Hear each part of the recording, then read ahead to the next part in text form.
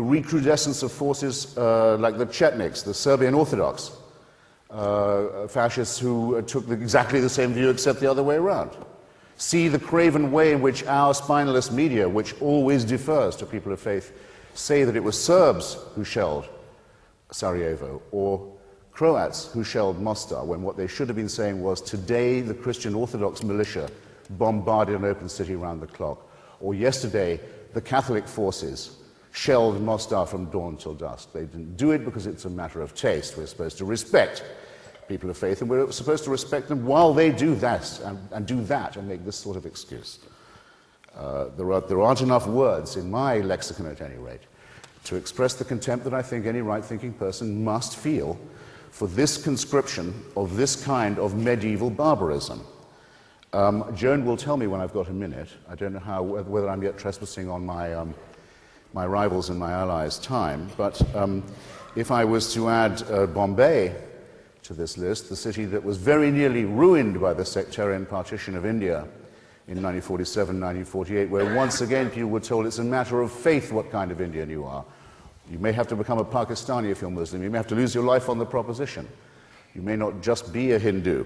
Bombay more or less survived this, the terrifying ethnic cleansing and the pogrom that ensued when the subcontinent was mutilated and maimed and partitioned on this basis in the hopes of a genuine Indian unity and independence, ruined by way of appeasement of people of faith. But Bombay sort of recovered until recently, when now its name has been changed, its minority citizens persecuted, intimidated, driven out by a new Hindu nationalist party, the Shiv Sena, that says that, again, if you do not follow the right God, if you don't accept the supernatural as a real force in everyday life, you are not worth whatever it takes to become or to remain or be treated as an ordinary, democratic, civilized human being in, again, one of the great cities of Asia.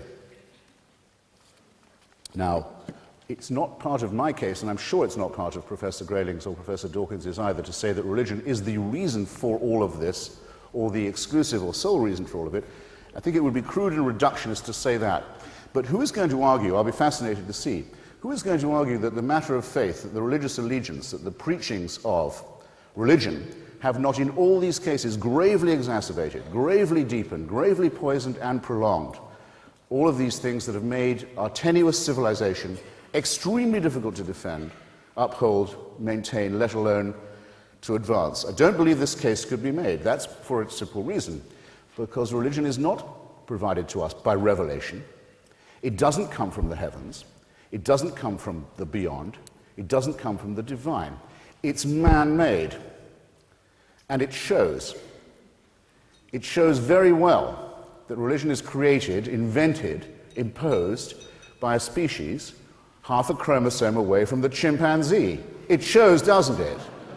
Well, why do we deceive ourselves on this point? And is there anywhere, I'm now going to wind up, is there anywhere of the places I've mentioned, and I exempt Basra and all the other B's I could take you around, where it wouldn't be enormously welcome if there was a mass conversion to secularism, or a mass adoption of the secular idea and principle, of the principles of Bertrand Russell, who once spoke famously from this platform, of Thomas Paine, of Thomas Jefferson, of Voltaire, and others. And I'll close by saying that I want you to be on your guard against two false issues in this respect, and I'll be very brief.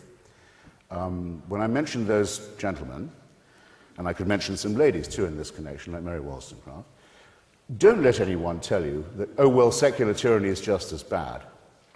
After all, there have been fascist and communist dictatorships which have been just as revolting. Fascism, as you know, was supported by the Catholic Church all through its life, and in fact till after it had died, and still is defended by it. One of the leaders of the Axis was actually, the Japanese leader, was actually a god. There's no way of saying fascism and National Socialism in the Axis was secular. And in the case of Stalinism and Maoism and the Khmer Rouge, the same mistake is made, and a religion is made out of man. It's the religious impulse itself that I think we need to oppose, to criticize in ourselves as well as in others.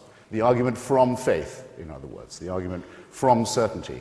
So those of us who maintain this may not be described, my closing point, as fundamentalists or secularists, as certain cheap and demagogic and opportunist forces have recently been suggesting. We do believe in evidence, we do believe in skepticism, we do believe in reason. We hold our views with as much conviction and principle as any God-botherer does.